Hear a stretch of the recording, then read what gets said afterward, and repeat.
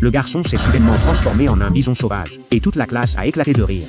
En filles ont vu des ailes pousser sur leurs bras, et se sont transformés en corbeaux, s'envolant vers le ciel. Dans cette école, tout le monde pouvait se transformer en animaux.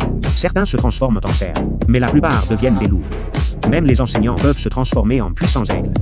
Dès son premier jour, chaque élève retenait son souffle, curieux et excité de voir en quoi il se transformerait. Cependant, il resta impassible et s'éloigna le cœur lourd. Le professeur s'avança et l'aida doucement à se rappeler la liberté des vastes plaines. Instantanément, les poils de ses bras se hérissèrent, ses os se tordirent, et il se transforma en un puissant puma. Toute la classe le regardait avec émerveillement. Pour tester sa force, le professeur organisa un combat entre lui et une fille qui pouvait se transformer en ours. Tout le monde croyait que le puma, si vif, allait l'emporter. Mais après plusieurs affrontements, le garçon a fini par perdre. Le professeur décida qu'il n'était pas assez fort, et prit l'initiative de l'entraîner.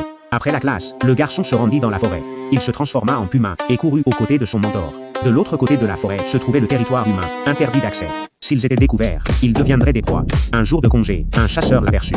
Il lâcha son chien, qui grogna doucement, et se lança à sa poursuite. Le garçon s'échappa rapidement dans la forêt, grimpant agilement à un arbre.